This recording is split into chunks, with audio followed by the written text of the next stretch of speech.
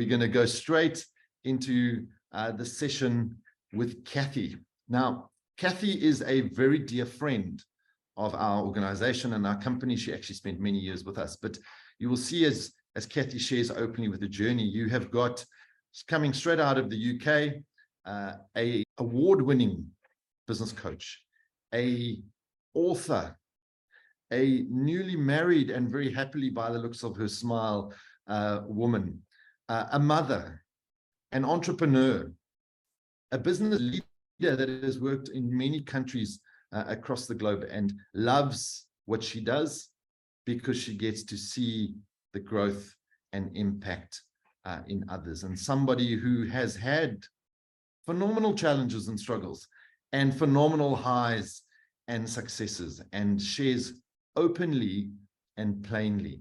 And we will also be giving you the opportunity to have a link where you can actually purchase Piece by Piece, which is a phenomenal book, basically in 2 sections around helping you, no matter where you are, to get to where you want to be. So an absolute honor to have you join us. Thank you for making available the time and joining us all the way from the UK.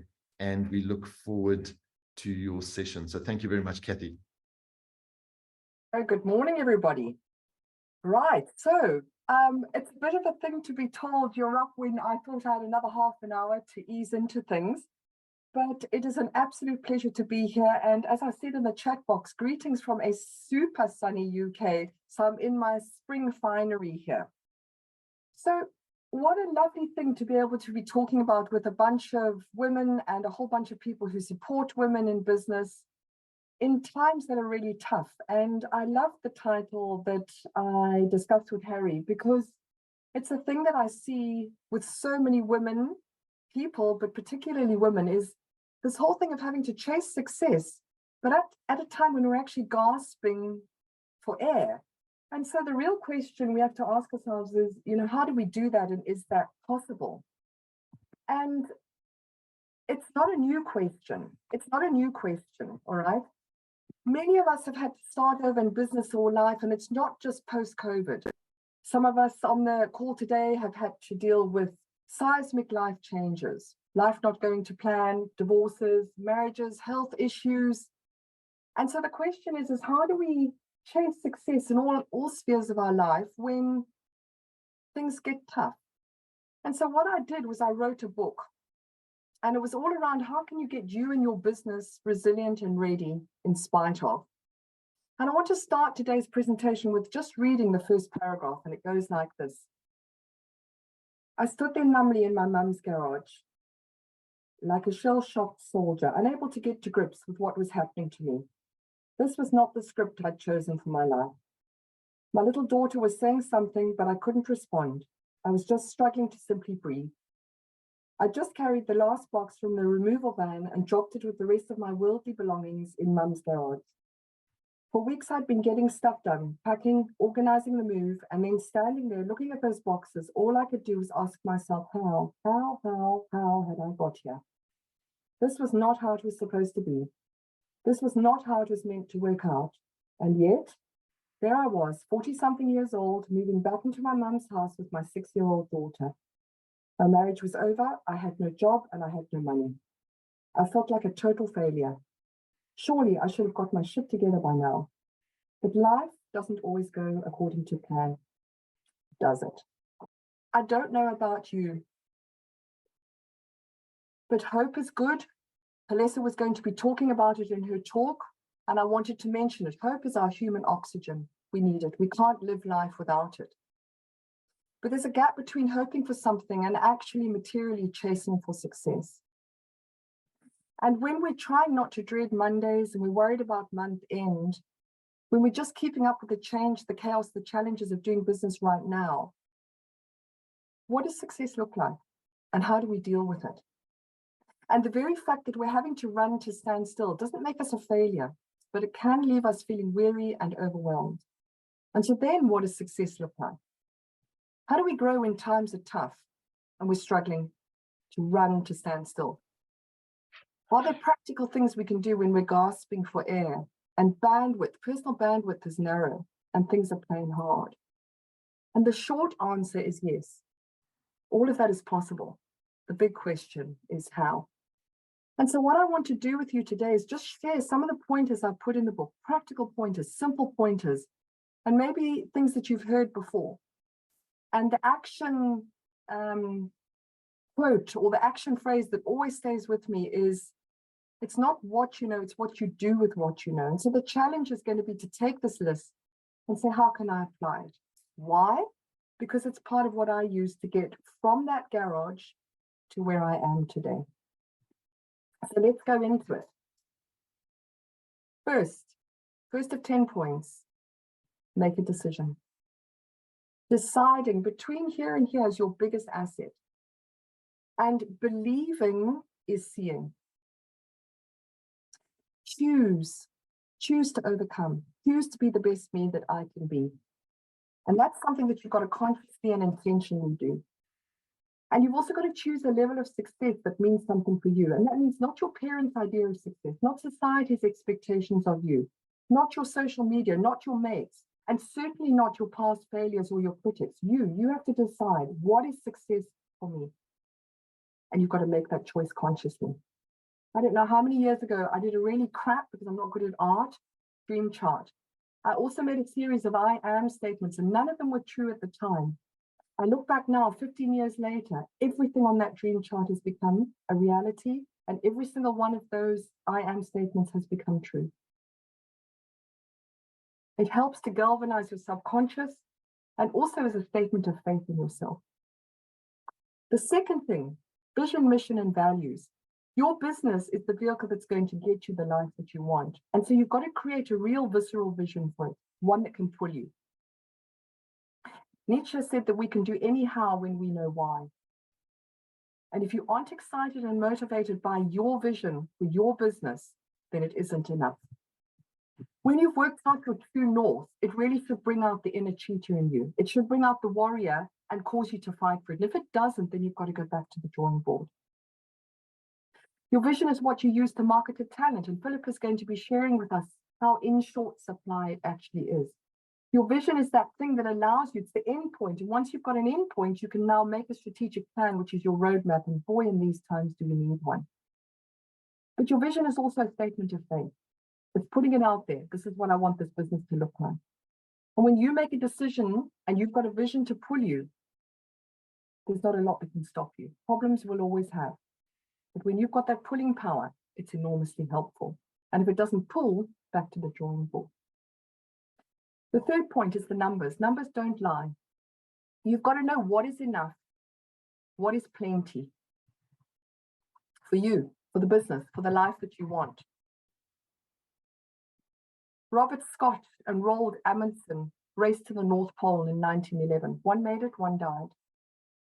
And when he was asked what determined his success, Amundsen said preparation. Obviously, you can't go to the North Pole without it. But the other thing that he said, which was so telling, is restraint on the good days.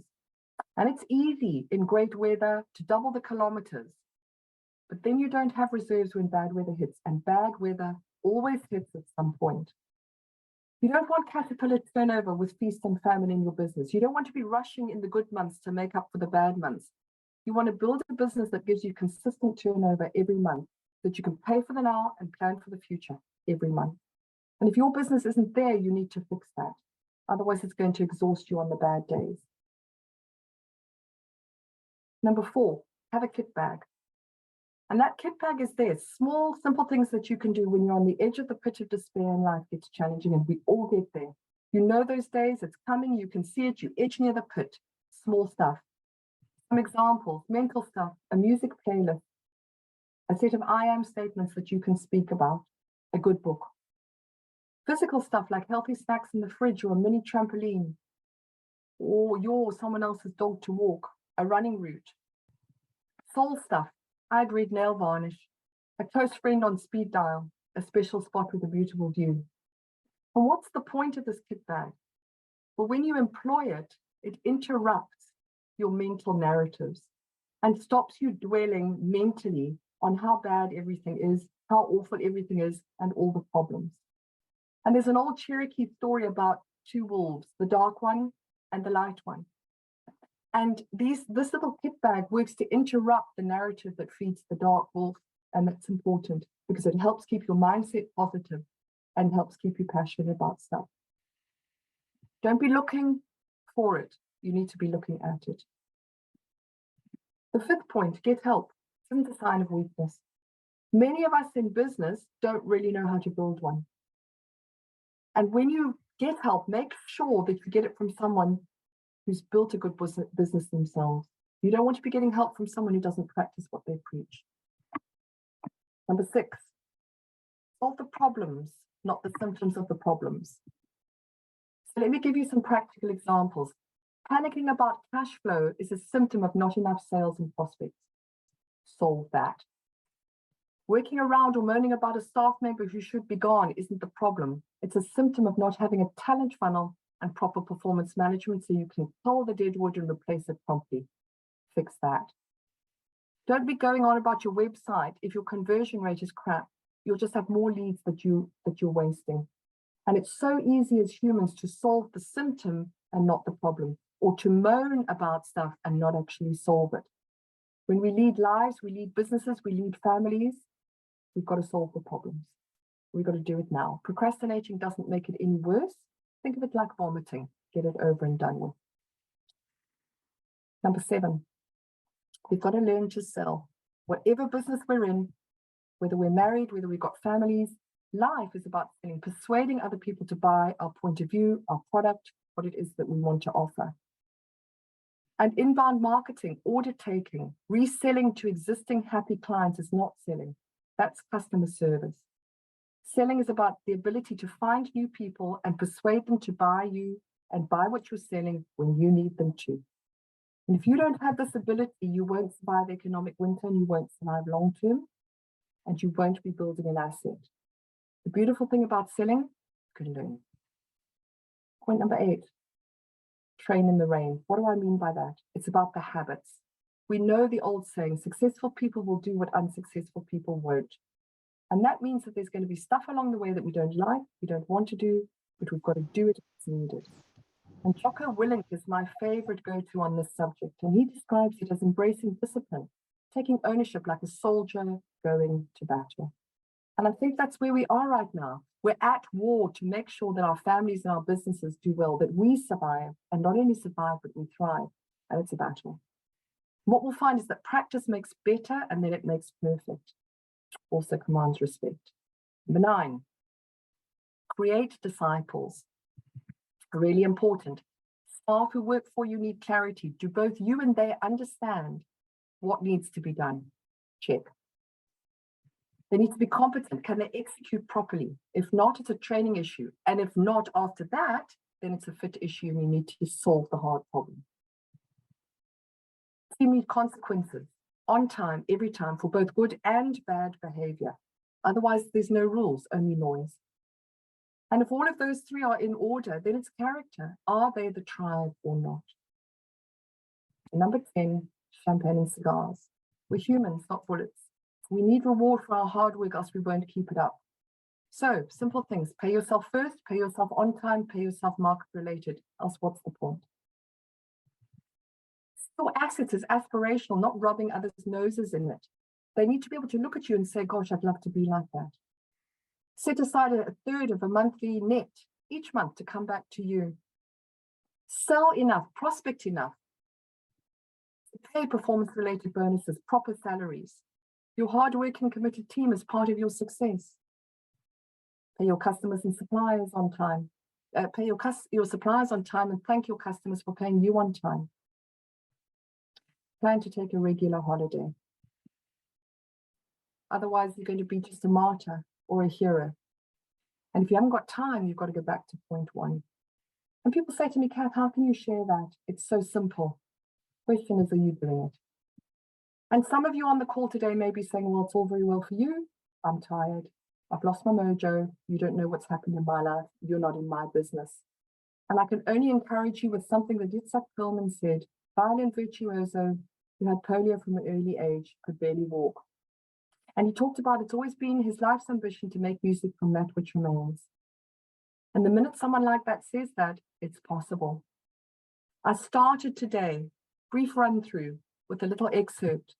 And as Harry said, 15 years on, I had the courage to get married again. And I was driving along the road in a beautiful little village, the kind that always ends up on postcards. And I'm in my red convertible Mini called Rufus. And I suddenly thought to myself, I am living the life that 15 years ago I prayed, cried, hoped for, and never thought I'd have. And I did it by doing some of this stuff. Look at me now. And the big thing is, if I can, you can. And that's me.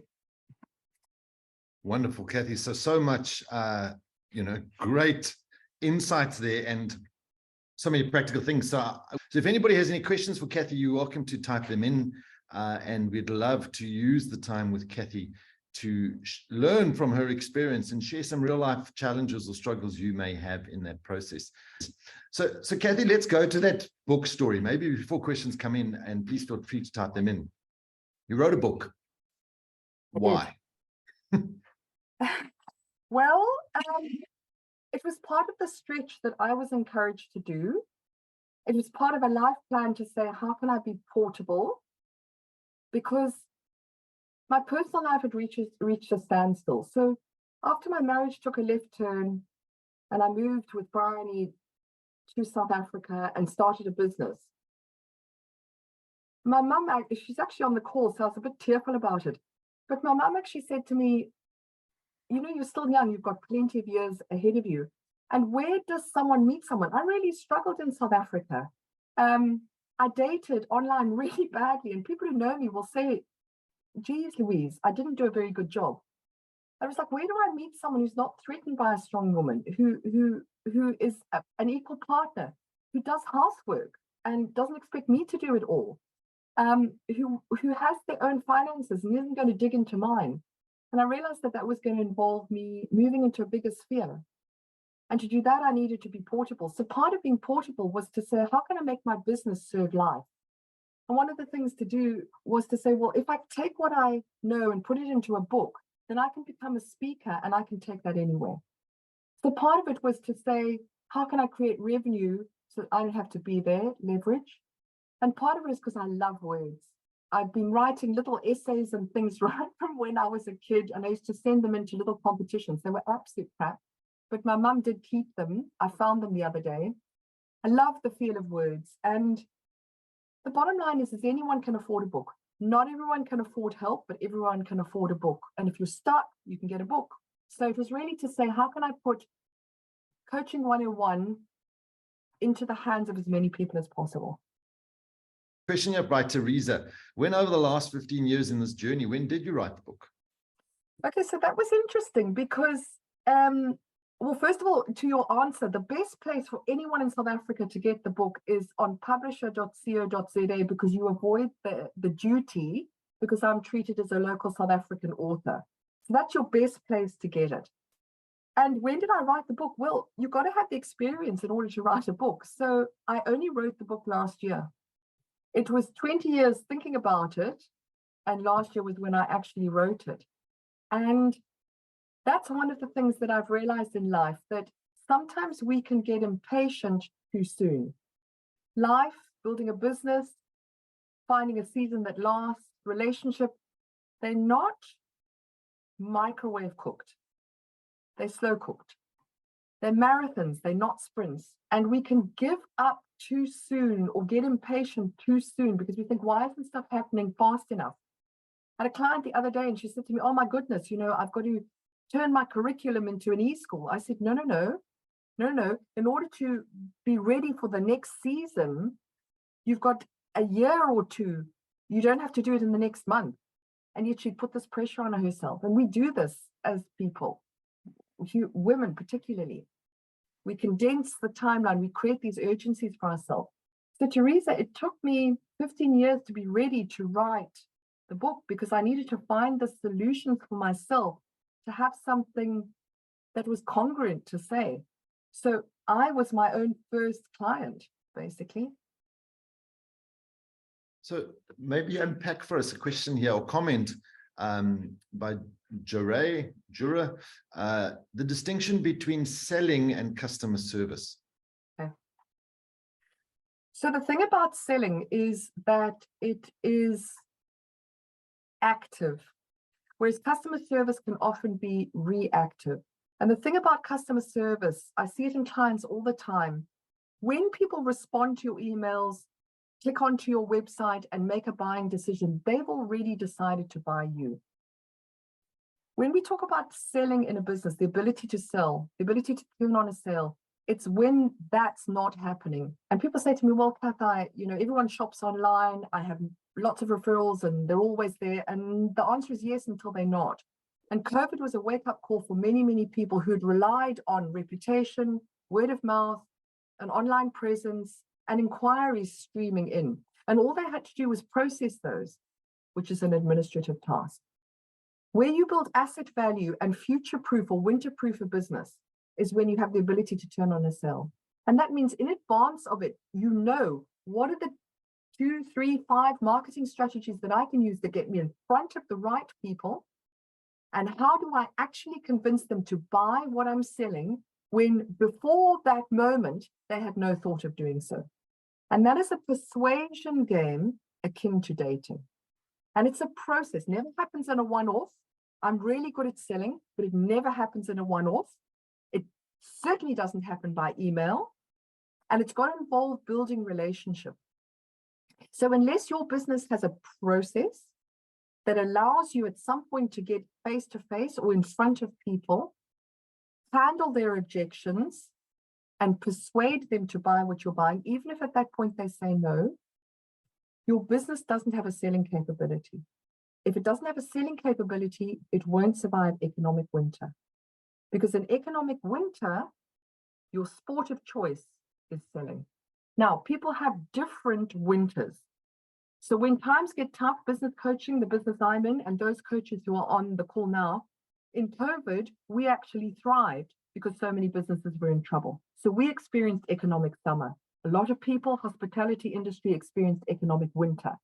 And those who didn't have a database, who didn't have a selling process, who didn't have the ability to pivot and market to people and say, come in and buy from us on these terms, limited though they are, they closed. I had clients who were in the hospitality industry who'd built a selling capability and they remained open. So you never know when economic winter is going to strike. What you do know is that it will, it's just a case of when. So selling is that business ability to turn it on. It involves marketing, which is how am I going to access the prospective tribe? And then it involves a process of dating. How am I going to connect, persuade, and over time close?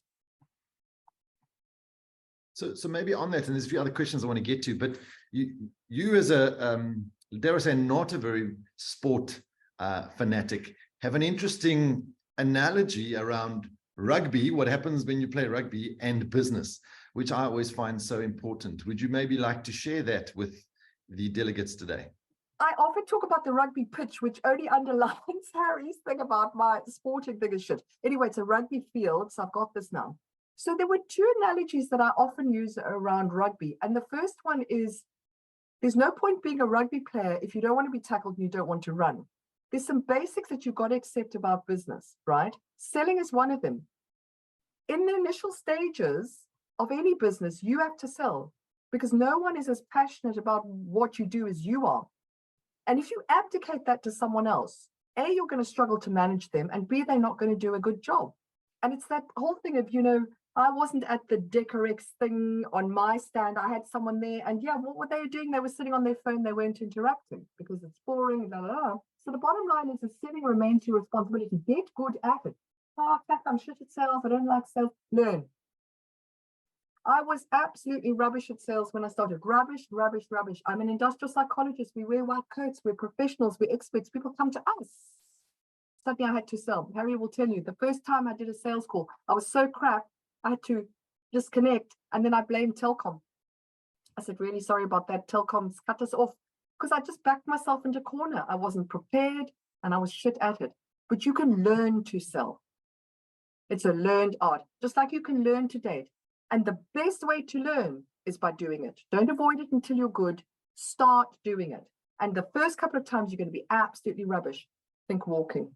How did I learn to walk? Got up, I fell over, got up, I fell over, got up, I fell over, but we didn't stop, we kept walking. So that's the first thing. The second thing that I always talk about around rugby is you can't just get on the field and go, oh, well, I think I'm just going to score over there because it's closer. There's rules, and you've got to play by those rules. And so it comes back to this whole thing. People think that running your own business is sort of the easy option. It's not the easy option. It's the other option. The other option. And for me, it's been the best way to build success on my terms. You don't have as much flexibility when you're working for somebody else, but it's not the easy option. It's also hard, but it's different hard. And the two hard things that you have to learn to do in business, any business, whatever business you're in, even if you're in the business of managing a profit center within a corporate, you have to learn to sell. It's the art of persuasion. How do you get other human beings to do what you want them to do? That's called selling. And you have to watch the numbers. You have to learn, become fluent in the numbers. What are the numbers telling you? And those are two things that you cannot do without. And if you hate those, change your mindset. Otherwise, you'll always hate them. See them as key to your success and learn. I love that, because anybody can do it. So this question by Rochelle is an important one, because I think most people won't know you were on a sabbatical, enjoying a little bit of life, and then actually got stuck in Scotland and couldn't come home for a very long time because the world went into shutdown in 2020. So the question is, many people struggle with maintaining motivation on their personal growth journey. What advice do you offer in your book, or maybe just your general advice, for staying motivated and committed to that self-improvement journey? Okay, so just as a caveat, so that you can know how exciting my life was, is having, I think I'll just do a little trip somewhere exotic, Peru, Machu Picchu, why not? On the way back, I think I'll start my writing career in Edinburgh like J.K. Rowling. Lockdown, not even on my own, with a boyfriend who I barely knew, right? New boyfriend. And actually not the person I married, just let's make that clear. We both get locked down together. What a shit show. And then it turned out, I know, ridiculous. So now, we ended up having to buy a house together because the rules in Scotland were so strict. You couldn't have an extended stay in an Airbnb. It was an absolute shit show. So I ended up buying a house in a foreign country with a bloke I barely know who turned out to drink quite a lot, which alarmed me terribly. So the minute lockdown finished, I said, right, you out. Well, not like that in case anyone he knows is listening, but along those lines. And I found myself in a strange country. Everything gone. You couldn't get a cell phone. You couldn't open a bank account because everything was so behind. No one was serving new customers. I didn't know where I was. I didn't know where the corner store was. It was just apps. I had a bicycle, like a little Miss Daisy bicycle. So what keeps you going when that happens? And I shared it in a very short form, but I mean it sincerely, is I've had from day one a very clear vision of where do I want to be? And it was two things. I do not want to be the cat lady with not enough money, shopping in a supermarket and buying cat food because it's the most nutritionally balanced thing and affordable. And I saw a video once on old age, and that's what she was doing. She's buying cat food because she couldn't afford anything else. I thought, dear God, I do not want to be that cat lady. That was the first thing. I want to have enough. And when I got divorced, or when my husband divorced me, because I was the breadwinner, I had to pay him. How rude is that? I had to pay my husband to divorce me. Rude. I then came down to South Africa and I had fuck all money. I was completely unemployable. And I had a daughter. What do? You start from square flipping less than zero and you make it work, right? I've lost track now. What was I saying? Sorry, so little. So how do you stay with all those challenges? How do you stay committed and motivated on this journey? So the thing is that being financially okay, not that cat lady, has been a theme through my life. And you hold on to that vision. The second thing that motivated me was I wanted to launch my daughter. She was not going to have to pay for the mistakes of her parents. And launching kids is expensive. Okay, that doesn't come for free when you are solely paying for someone. But what I found is that those two things excited my inner cheetah. They got me up every day. And when I faced a problem, faced an impasse, faced a challenge, I went back to that. If I don't work this through, I'm going to be the cat lady. If I don't work this through, I can't launch Bryony. If I don't work this through, I'm never going to come through and be this person, have this life. I want to get married again. I want to do life. I want to travel. I want to make my I am statements a reality. So in short, I made a mental decision and I held on to a clear, visceral vision. And I pulled it out. And when I wavered, I went to my kit bag. And when I wavered, I rehearsed the things mentally, like antibiotics. I am physically fit. I am in a long-term relationship. I am a celebrated author. And I just decided. And people say to me, well, it can't be that simple. And I'm a scientist at heart, but I have a strong faith. And when I couldn't cope, I put my paws heavenwards. When I started, it felt like I was talking to the ceiling. That was okay. And I just made a decision and held on to that small thing. I will not be the cat lady. I will launch my daughter. And I will make music from that which remains. And I sifted my reality through that. Instead of sifting what happens, instead of sifting my dreams through my current reality, you have to sift what happens to you through what matters to you instead of the other way around. And I just literally held on to that. And people on this call, and there's a number of them who know me, small, but that's what I held on to. And it's amazing what doing that can do. So you've got to go back to your vision. You've got to say, what is this thing that's pulling me forward? And is it enough? And is it real to me? Because you can borrow other people's level of success. You can borrow other people's ideas for your life. You know, I want a car and I want this. No, a car is just simply what gets me from A to B. It doesn't matter to me. You know, I want jewelry. No, I wear, what is this called? Hobo jewelry. I don't want lots of expensive jewelry. It doesn't matter to me. I just want enough financially. I wanted flexibility to be a mom. I want to travel. I work to travel because I love new countries. I love the experiences. Fortunately, I've married someone who thinks like me. But the bottom line is you've got to hold on to what matters to you. Otherwise, you won't push through the hard stuff. That's it. Great. So maybe the last question from Charmaine starts out with, quite broad, but then very specific in what she's asking. How do you start from zero with no capital, but having that dream? So therefore, what resources or books do you recommend, obviously, other than your own, piece by piece, to improve one's selling capabilities? I don't know that I necessarily recommend books to improve your selling capabilities. My biggest learning was to go along to actual practical workshops where you've got to practice and to become a fan of podcasts where people are actually showing you how to sell. Because it's a bit like, yes, you can read. I mean, Zig Ziglar closing the sale. And I mean, Harry, you've got a list at Action of sales books, and maybe you should make that available for people. You know, what are the top 5?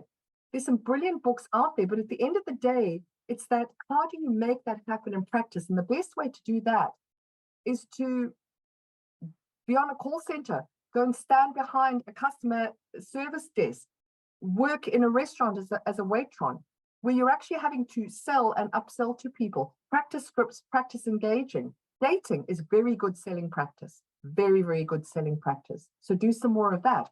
Watch podcasts. I love Dan Locke, LOK, because he's just my style.